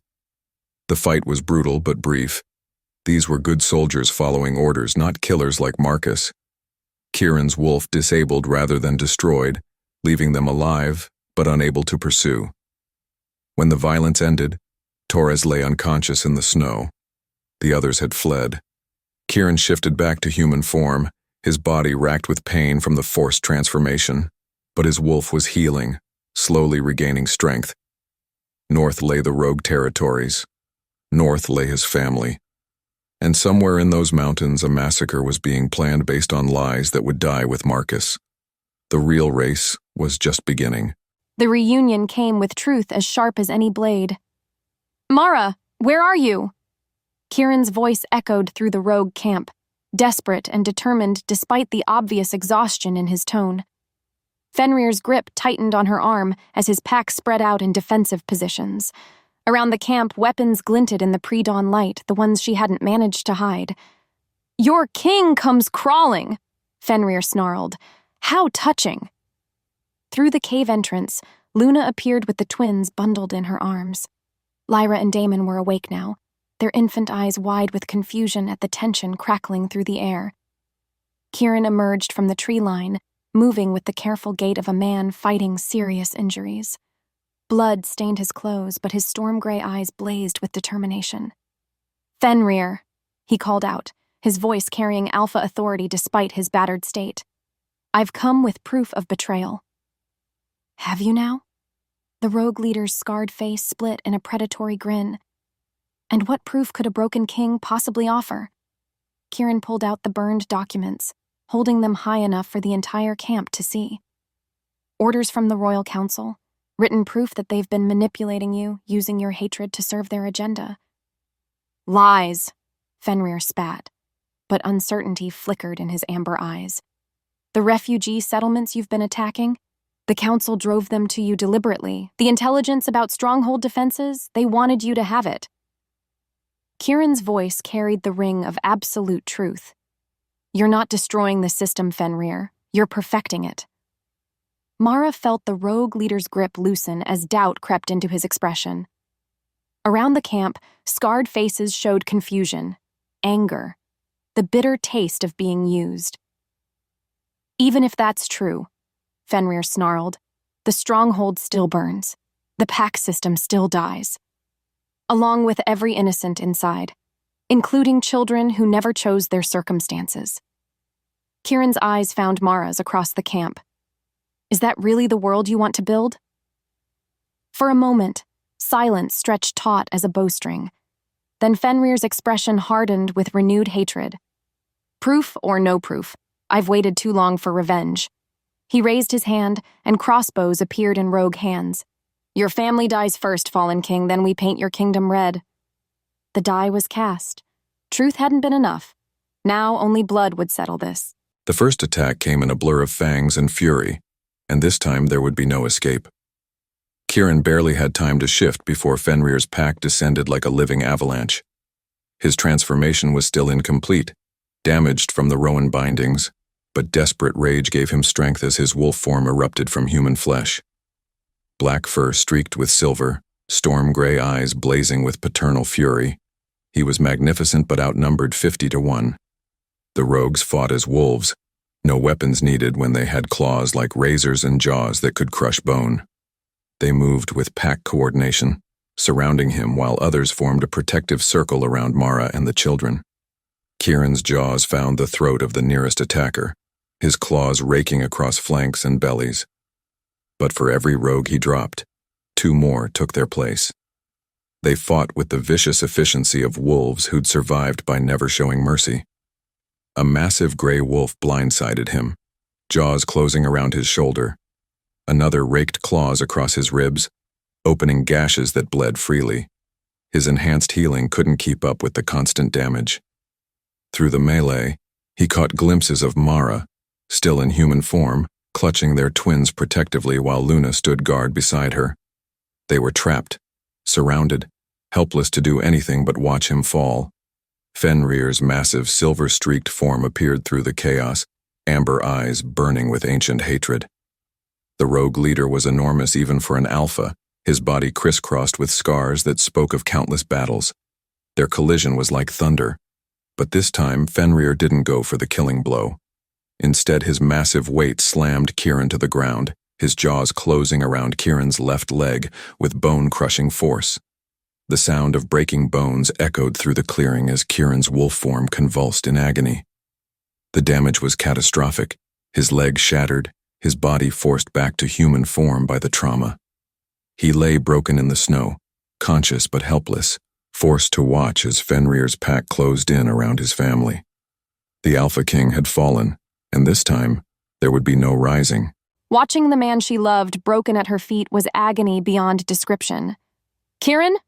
Mara's scream tore from her throat as his massive wolf form collapsed beneath Fenrir's assault. Blood pooled beneath his shattered leg, and his breathing was labored but steady, alive but utterly defeated. Fenrir shifted back to human form, his scarred chest heaving from the battle. Around them, his pack maintained their wolf forms, eyes glowing with predatory satisfaction. "Much better," Fenrir said, studying Kieran's broken form with satisfaction. "Death is too quick, too merciful. I want you conscious for what comes next." Lyra and Damon cried in her arms, their infant instincts sensing the violence and terror surrounding them. Luna pressed closer, her young face white with shock. "You got what you wanted," Mara said desperately. "Let him live. Please." "Let him live?" Fenrir's laugh was like breaking glass. "Oh, I intend to. He's going to watch everything that happens next. Every single moment." The casual promise of prolonged suffering made her stomach turn. These weren't wolves seeking justice. They were killers who'd found an excuse for torture. "The children are innocent," she pleaded. "Whatever you do to us, let them go." "Innocent?" Fenrir's amber eyes blazed with fury. "There is no innocence in royal blood, only the potential for more oppression, more death, more suffering." He stepped closer, his massive frame radiating menace. "Your children will die tonight, little Omega. But first, they'll watch their father bleed. They'll learn what powerlessness feels like." Understanding crashed over her like ice water. He intended to torture them all, psychological as well as physical torment, designed to break spirits before breaking bodies. Around them, the rogue pack began to form a ritual circle, their eyes reflecting starlight like burning coals. This wasn't just execution, it was ceremony. "Please," she whispered, but the word was lost in the wind. At her feet, Kieran's storm-gray eyes met hers, and she saw something terrible there. Not just pain, but the dawning understanding of his own failures. "I'm sorry," he mouthed, blood frothing at his lips. "I'm so sorry." As the rogues closed in around them, Mara realized this was how their story would end. Not with love triumphant, but with a family destroyed by the sins of a kingdom. Some failures echoed through generations, and some prices could never be repaid. The revelation came not from paper, but from flesh marked by unspeakable cruelty. "Before your family dies," Fenrir said, crouching beside Kieran's broken form, "you should understand why." Mara clutched the twins closer, their small bodies the only warmth in a world gone cold. Around them, the rogue pack maintained their circle, but several had shifted back to human form. What she saw made her stomach revolt. Every rogue bore scars, not the honorable marks of battle, but something far worse. Precise cuts, burn marks, brands that formed symbols she didn't recognize, the unmistakable signatures of systematic torture. "Do you see them?" Fenrir's voice was deadly quiet. "The marks your precious kingdom left on us?" A female rogue stepped forward, revealing arms covered in parallel scars. "Breeding experiments," she said in a voice like grinding stone. "They wanted to see if they could force Omega traits out of Alpha bloodlines." 23 operations, added a male with half his face melted by acid burns. They were testing pain thresholds, seeing how much an Omega could endure before breaking. More rogues came forward, each revealing their own catalog of horrors. Missing fingers, carved symbols, burns that spoke of white-hot iron applied with scientific precision. The Royal Laboratories, Fenrir said, his amber eyes burning with ancient hatred. Hidden beneath your stronghold, operating for decades while your kings played at benevolence. Kieran's face had gone white as the truth crashed over him. No, he whispered from where he lay broken in the snow. That's not... We don't... Don't you? Fenrir's laugh was bitter as winter wind. How many reports did you ignore? How many missing Omegas did you dismiss as territorial problems? He gestured to his scarred pack. We are the survivors, fallen king. The lucky ones who escaped. How many others? Mara whispered, though she dreaded the answer. Thousands. Maybe tens of thousands. His voice carried the weight of immeasurable loss. All disappeared while your mate worried about northern alliances and political marriages. Around them, the rogue pack growled agreement. These weren't mindless killers. They were survivors of systematic extermination, wolves who'd lost everything to the kingdom's hidden brutality. Kieran's storm-gray eyes were wide with horror as the full scope of his blindness became clear. I didn't know, he said desperately. If I had known... You would have done nothing, Fenrir snarled. Just like you did nothing about the disappearances, just like you did nothing about the screams that echoed from beneath your own castle. As Mara looked down at Kieran's devastated face, she realized they were witnessing the death of more than just a man. They were watching the complete destruction of everything he'd believed himself to be. The worst part was understanding that Fenrir was right.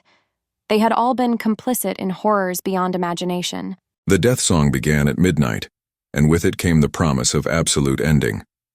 Kieran lay broken in the blood-stained snow, his shattered leg a constant source of agony, but physical pain paled beside the weight of terrible knowledge. The laboratories, the torture, the systematic genocide conducted in his name while he sat blind on his throne. Around them, Fenrir's pack had formed a ritual circle, their voices rising in an ancient howl of mourning and vengeance. It was a death song, marking the end of a bloodline they held responsible for unimaginable suffering. The children die first, Fenrir announced, his scarred face implacable in the starlight. While you watch, then your mate, then you, but slowly so you can contemplate every failure that brought you here. Through failing vision, Kieran watched Mara hold their twins. Lyra's fierce cries echoed off the peaks while Damon sobbed with quiet desperation. They would die because of his blindness, his weakness, his complete failure as both king and father. Any final words? Fenrir asked mockingly. Kieran's mind raced desperately. He had nothing. No leverage, no strength, no information that could save them. His kingdom was built on bones, his crown was worthless, and his family would pay the price for his failures. Please, he whispered, the word a pathetic, broken sound. The children, they're innocent. Innocence is a luxury the dead can't afford. Fenrir's scarred face was implacable. Your bloodline ends tonight. Around them, the death song reached its crescendo as Fenrir raised his claws toward little Lyra. The first pale light of dawn touched the mountain peaks, illuminating the end of everything Kieran had ever tried to protect. As the claws descended toward his daughter's throat, Kieran roared in pure, powerless anguish. He had failed them, completely and utterly failed. The claws descended and Kieran closed his eyes, unable to watch his greatest failure become complete. The moment Fenrir's claws touched Lyra's throat, Mara made the most desperate gamble of her life. Wait! Her voice cut through the death song like a blade, raw with maternal desperation. Fenrir paused, claws barely grazing her daughter's skin. His amber eyes flicked toward her with deadly irritation. What now, little Omega? You want the laboratories? She said, her mind racing as terror gave way to fierce calculation. You want the prisoners. You think you'll just walk through the front gate? We will tear it down stone by stone. You'll fail, she countered, desperation making her bold. You'll die in the outer courtyards just like my refugees died in the mountains. But I know another way. A secret way. Around them, the rogue pack stirred with interest. Kieran's broken eyes found hers across the clearing, and she saw understanding flicker there despite his pain. The hidden passages, the ones he'd shown her during their stolen nights together, ancient roots built when the castle was young. Kieran showed me, she continued, the words tumbling out faster now. A way in. A way to get to the sub-levels without an army. Without dying in a hopeless assault against stone walls and crossbow fire. This wasn't sentiment or speeches, this was tactical intelligence they could use. Real military advantage in exchange for innocent lives. In exchange for what? Fenrir snarled, but she could smell his curiosity beneath the hatred. My children. You let Luna take them and go. You give them a full day's head start to disappear into the wilderness. Mara's voice grew steadier despite the terror clawing at her chest. In exchange, I, and he, will be your guides. We will show you the way in. It was a real bargain. Valuable intelligence for royal blood. Not mercy, but trade. Fenrir's scarred face showed the war between his thirst for vengeance and his desire to free the prisoners who still suffered in the darkness below the stronghold. Interesting, he said slowly, his claws still poised at Lyra's throat. But I think I'll take your information and kill you all anyway. The pack held its breath, waiting for his decision between salvation and slaughter. Through the haze of pain and defeat, Kieran understood what Mara was offering, and what it would cost them both. The hidden passages were real, ancient routes that connected every level of the stronghold, including the forgotten sub-basements where terrible secrets festered. He'd shown them to her during quieter times, when they'd stolen moments away from the court's watchful eyes. She was trading their lives for their children's freedom, and it was the right choice. The passages are real, he whispered, his voice barely audible but carrying in the mountain silence. Eastern Foundation, behind the wine cellars, she's not lying. Fenrir's attention snapped to him. You're broken, failed king. Why help? Because. Kieran struggled to focus, each word costing him precious strength. Because children shouldn't pay for their father's failures. Around them, he could see the rogue pack dividing. Some watching Fenrir for orders, others looking toward the scarred female who'd shown emotion earlier during the torture revelations. A secret passage? Sarah, the scarred female, stepped forward. Her voice carried desperate calculation. He's right about frontal assault, it's suicide. But a stealth mission to the sublevels. We could actually reach them. It's a trick, another rogue snarled, but uncertainty flickered in several amber eyes. Is it? Sarah looked between Mara and Kieran, seeing the truth in their desperate faces. She offers us a key to save the living. You want us to die for the satisfaction of killing the already defeated. The philosophical divide was becoming tactical, not sentiment against hatred, but strategic hope against blind vengeance. I fought for justice, Fenrir, Sarah continued, her scarred hands clenching into fists, but I will not throw away our only chance to save our people for the pleasure of watching royal blood spill.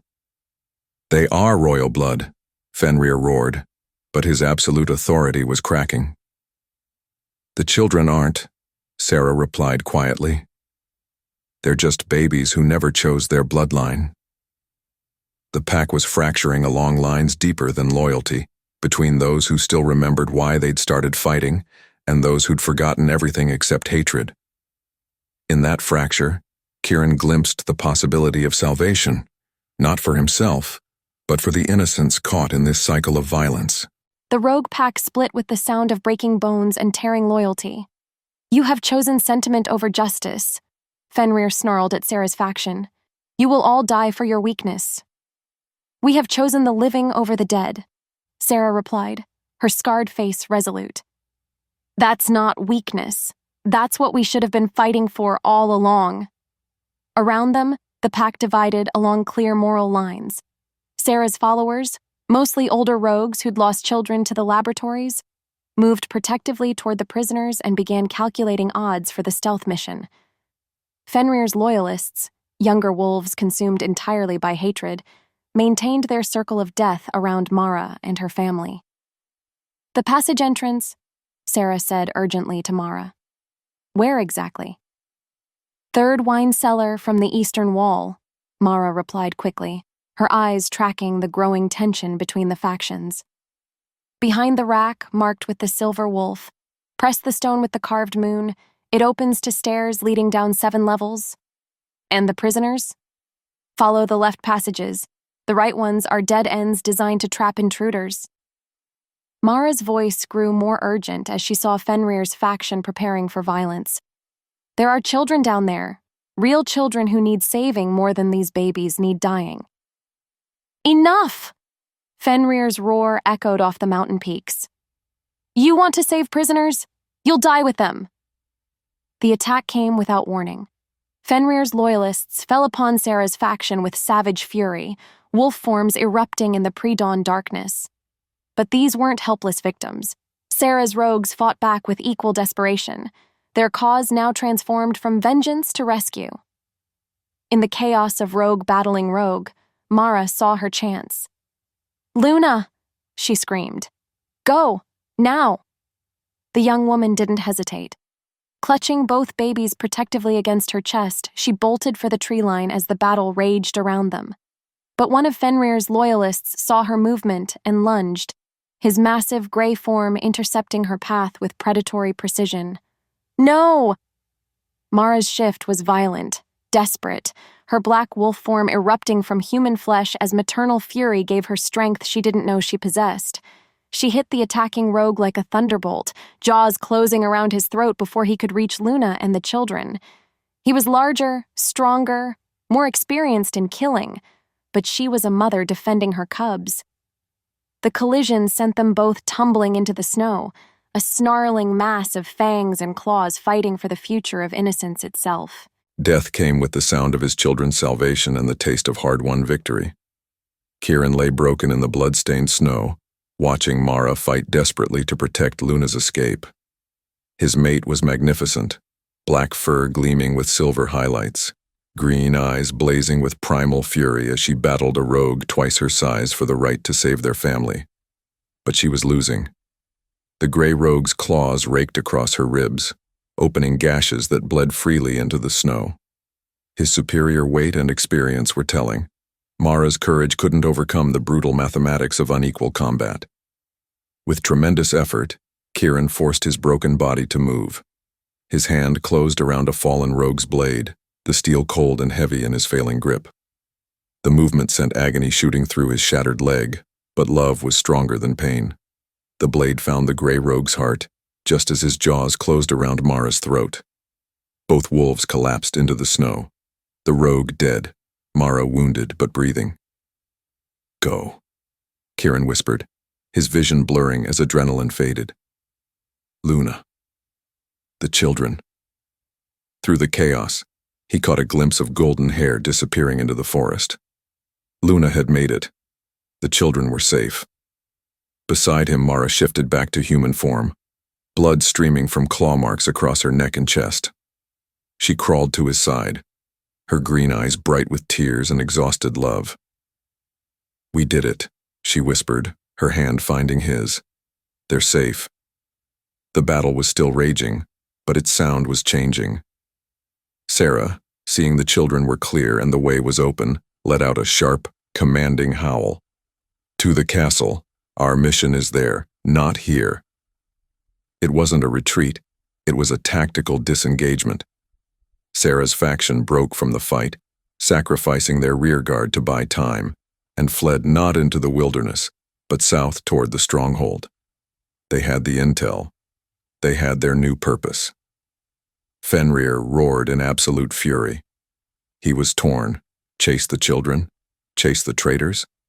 He turned his full, murderous rage on the cause of all his problems, the two wounded, helpless royals at his feet. "You," Fenrir's voice was a low, terrifying promise. "You let them all get away. The children are gone. The traitors are going to the castle. You did this." Kieran tried to smile, though blood frothed at his lips.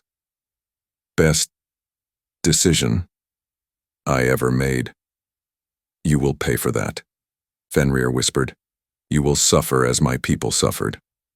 As the surviving rogues closed in, Kieran felt Mara's hand tighten in his. They were trapped. They were going to die, but their children would live. And Sarah's faction was freeing the prisoners. It was victory. The only victory that mattered. Death, when it finally came for them, arrived with the pale light of dawn, and the sound of Fenrir's hatred made manifest. Mara knelt beside Kieran in the blood-stained snow, her own wounds seeping crimson through torn clothing. Around them, Fenrir's remaining loyalists formed a tight circle, perhaps a dozen wolves who'd survived the fratricidal battle that had torn their pack apart. 20 years, Fenrir said, his scarred face inches from hers. 20 years I've dreamed of this moment, the last of the royal bloodline, broken and helpless before me. His amber eyes blazed with the fury of a man whose life's purpose had been partially thwarted. The children had escaped. Sarah's traitors were racing toward the castle, but the parents remained, symbols of everything he'd fought to destroy. Your spawn may have fled, he continued, his voice deadly quiet, but you will pay their debt in screams. Mara looked down at Kieran, whose breathing had become shallow from blood loss. His storm-gray eyes found hers, and despite everything, the pain, the approaching death, the bitter cold, she saw peace there. We chose love, she said quietly, her words meant for him but carrying to their captors. Over crowns, over kingdoms, over our own lives, we chose love. And what did it get you? Fenrir's laugh was like breaking glass. Death in the snow, far from home, while your precious kingdom burns. But even as he spoke, a sound echoed through the mountain peaks that made every wolf freeze. Howls, distant but growing closer. Not the wild calls of rogues, but the organized hunting songs of a military pack. The royal guard had found them. Fenrir's moment of absolute victory was about to become a battle for survival against the very system he'd sworn to destroy. Your Majesty, Captain Torres's voice carried across the clearing as the guard emerged from the forest in perfect formation. We've come to bring you home. But Kieran could smell the lie on the wind. These men carried crossbows loaded with silver-tipped bolts, weapons designed to kill wolves rather than capture them. They'd been sent not to rescue, but to eliminate everyone who knew the truth about the laboratories. The game was about to change one final time. The approach of the Royal Guard should have meant salvation, but Kieran knew better than to hope. Through failing vision, he watched Torres's formation surround the clearing with military precision. These weren't rescuers coming for their king. They were executioners sent to clean up loose ends and bury inconvenient truths. Captain, he managed, his voice weak but carrying. Sarah's faction, they're heading for the castle, the laboratories. Torres's weathered face showed no emotion. What laboratories, Your Majesty? We know of no such facilities. The carefully neutral response confirmed Kieran's fears. The guard had orders to eliminate all witnesses to the conspiracy, regardless of their loyalty or rank. Kill them all, Torres commanded quietly to his men. Leave no one alive to spread sedition against the crown. The order hung in the frigid air like a death sentence. Around the clearing, both rogues and royals realized they faced the same enemy. The system that had created the laboratories, that had tortured innocents, that would eliminate anyone who threatened their carefully constructed lies. Well, Fenrir said, his scarred face splitting in a bitter smile as he looked between Torres and Kieran. It seems we have something in common after all, failed king. He looked around at his surviving pack, then at the approaching guard formation. Outnumbered and surrounded with nowhere to run and no hope of victory against crossbows and military tactics. What do you say? Fenrir asked, extending his blood-stained hand toward Kieran with unexpected respect. Shall we die as enemies, or as wolves who refuse to kneel to those who would cage us all? Kieran looked at the offered hand. Scarred, belonging to a man who'd tried to murder his children, but also belonging to a survivor of unimaginable cruelty, a wolf who'd chosen to fight rather than submit to systematic extermination. With tremendous effort, he reached out and clasped Fenrir's hand in his own. "As wolves," he whispered, his voice carrying more strength than his broken body should have possessed. Around them, silver-tipped crossbow bolts began to fly as the final battle commenced, not between good and evil, but between truth and lies, between wolves and the system that would destroy them all to protect its secrets. The alliance was forged in blood and desperation, but it was real, and sometimes that was enough to change everything. The battle was brief, brutal, and turned the tide of everything that followed. Mara watched from where she knelt beside Kieran as rogues and royal guards clashed in the pre-dawn darkness. Silver-tipped bolts flew like deadly rain while wolf forms erupted across the clearing in a savage display of desperation meeting military precision. But this time, the math was different. Fenrir's surviving loyalists fought with the fury of wolves who'd lost everything twice, while the guards discovered that crossbows were less effective against enemies who expected to die. Within minutes, Captain Torres lay dead in the snow, a rogue's fangs having found his throat despite the silver bolt in the rogue's chest.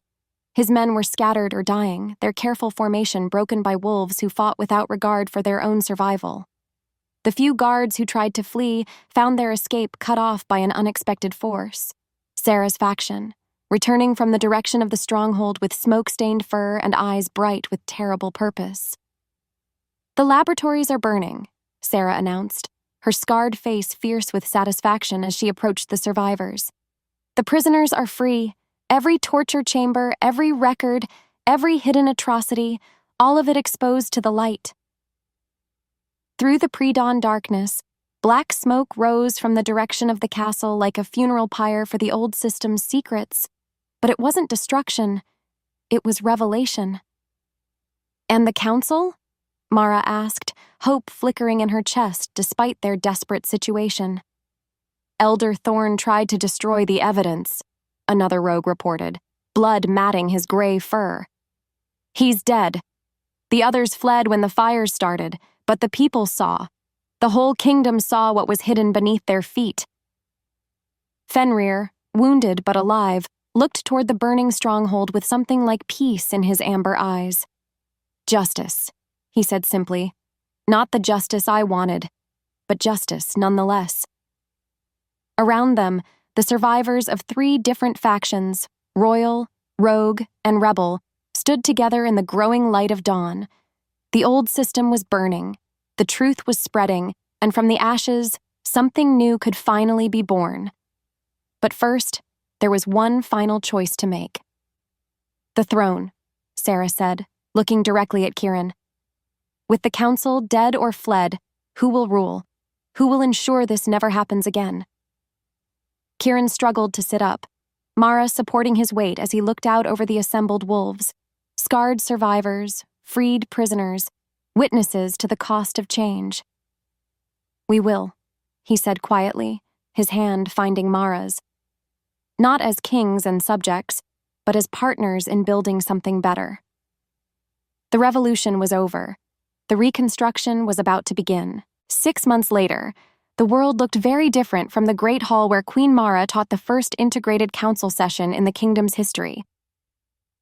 "The healing centers will open next month," she announced to the assembled representatives, her voice carrying easily through the rebuilt chamber. Gone were the dark tapestries and oppressive throne, replaced by open windows and a round table where wolves of all ranks sat as equals. King Kieran listened from his place at her right, his permanent limp a visible reminder of the price they'd all paid for change. The crown sat lighter on his brow now, earned through sacrifice rather than inherited through bloodline. "What about the Northern Territories?" asked Counselor Sarah, her scars no longer marks of shame but badges of survival. As head of internal security, she ensured that the new kingdom's intelligence served protection rather than oppression. "Queen Celeste has agreed to our terms," Luna reported from her position as head of education. The former servant now helped design curricula that taught children their worth, wasn't determined by their birth rank. "Full disclosure of any remaining laboratory facilities in exchange for continued trade relations."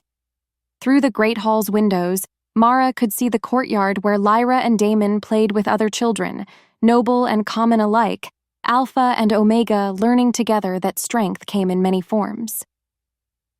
"The council is adjourned," Kieran announced, his voice carrying the authority of a king who'd earned his throne through blood and tears, rather than birthright. "Tomorrow we'll discuss the settlement proposals for the Eastern Territories." As the representatives filed out, Mara and Kieran walked together toward the gardens, he with his limp, she with the quiet confidence of a queen who'd helped burn down the old world to build a better one. "Any regrets?" he asked as they reached the place where their children waited. Mara looked out over their kingdom, scarred but healing, imperfect but just, built on hope rather than fear. "Only that it took us so long to choose love over duty." Kieran swept Lyra into his arms while Damon clung to Mara's skirts, their laughter echoing through gardens where flowers grew over the graves of old hatreds. They had their family. They had their kingdom. They had earned their happily ever after through the simple recognition that some things were worth any sacrifice. And sometimes, love really could change the world.